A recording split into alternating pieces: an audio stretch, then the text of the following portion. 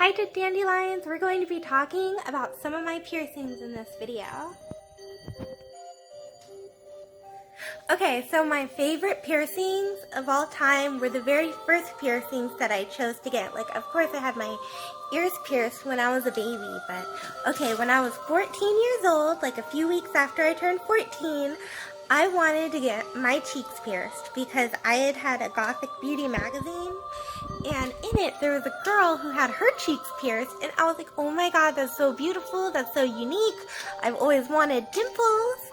So I didn't know I had dimples right here, but before then, but yeah, so I was like, yes, cheek piercings. So I convinced my mom to let me get cheek piercings when I was 14, and I got them, and let me tell you, when I was getting them done, I was so scared. I was shaking on the table, I was all leaning back, and I was like, I'm scared, and the needle went, and then I wasn't scared for the second one to come out, and it was like really fast and easy, but the piercings are not. These are one of the most difficult piercings to have. I am not the only one who says that. One of my piercers, Greg, who pierced my cheeks for the second time, for the third time, said that, and the girl who wrote the piercing Bible also states that cheek piercings are one of the hardest piercings to heal. So what I did and what you want to do when you first get cheek piercings, please do not wear makeup around them. Don't wear powder, don't wear foundation, it'll irritate it, it'll get super infected faster. So next, only use saline. Only use like salt water, sea salt, and some warm water, and get a Q-tip and just go around them and just clean them up 4 times a day. Yes, because you're going to be using your mouth, you're going to be eating, so you want to clean them after you eat because food can get stuck back in there, bacteria. Your mouths are really disgusting. So just try and clean. So after you have meals, brush your teeth, do your saline, also saline soaks. How could I forget? Take a clean cup. It could be like a disposable plastic cup. It could be a clean reusable cup. Whatever you do, just take a clean cup of water, warm water and saline. Put it on there and just dunk it, and basically just keep it on there for 3 minutes, maybe a minute or two. You can carry it around with you. Just make sure not to spill it. So you just soak your cheek piercings in that water for when they're really new for a while, or if they get infected. So that also helped me brushing my teeth more, every time after I ate, because I wouldn't want my cheek piercings to get infected. But then the day came that it got infected. So I was being homeschooled online at the time, and it was testing. So I went in to do the testing, and me and my mom got home, and the next day my mom noticed there was a big bubble above it, and I was like, yeah, I know, but I didn't want to touch it. I didn't want her to touch it. Then she gently touched it. This is gross. You can fast forward if you want to.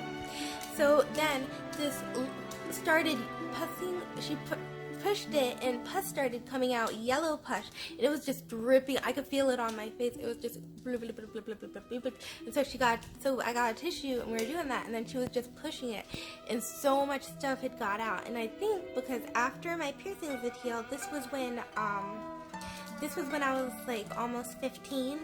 So my piercing, from wearing makeup a lot, it had gotten in there, I don't even know if that was the problem, because my other one was perfectly fine. So then we did that, and it had a little keloid in it, I think. And so then we removed the piercing, and I let it heal for a while, but it was really terrifying, and I was sad.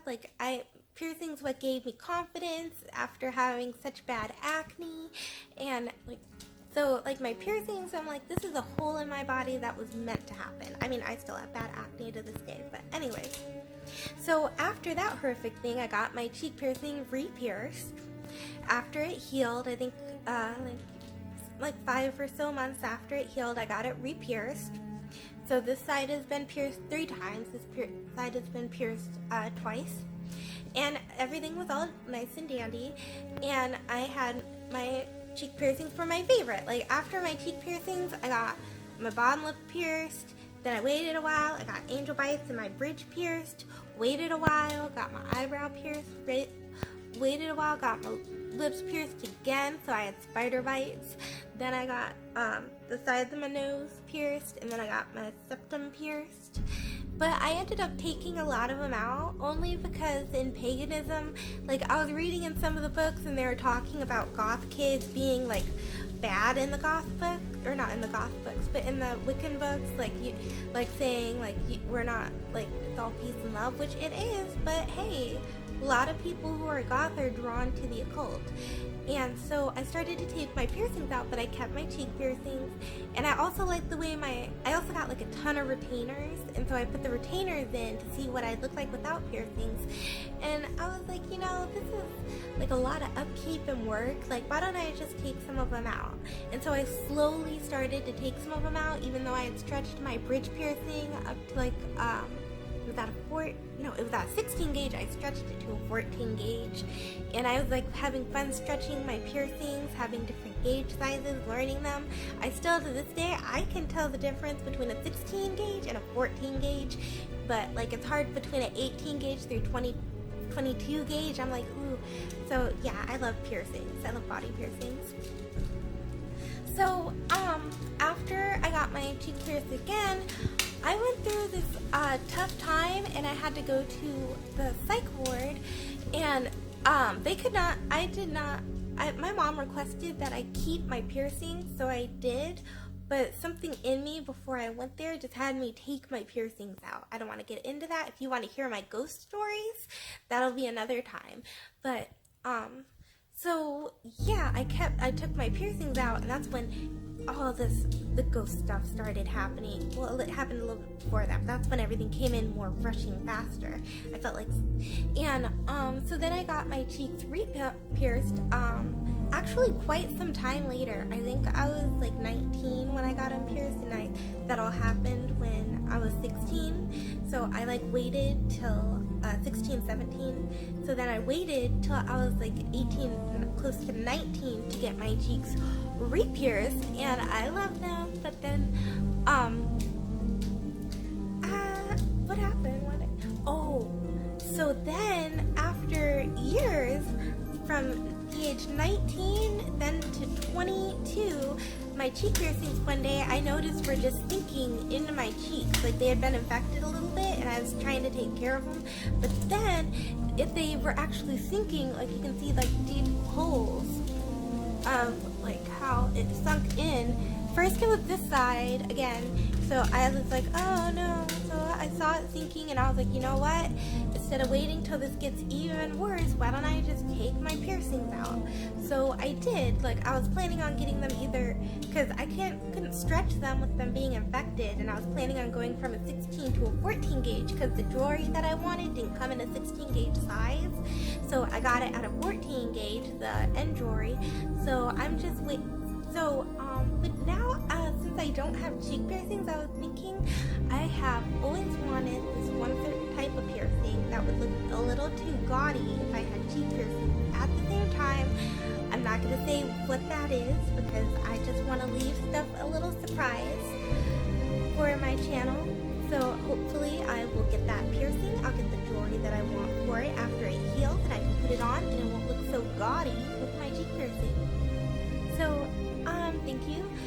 If you have, some aftercare tips for when your cheek piercings fully heal, which might be up to a year. Some things you can use on them is tea tree oil, vitamin E oil, and those are like the best things that you can use besides saline for cleaning your piercings. And if you get an infection, you can use saline, you can use and tea tree oil a lot. And with vitamin E oil, you can either get the pill size ones, capsule, take a pin, and the pill size vitamin E, take a pin and pierce a hole in it, and then squeeze the vitamin E oil all over your piercing, and then just leave it. So yeah.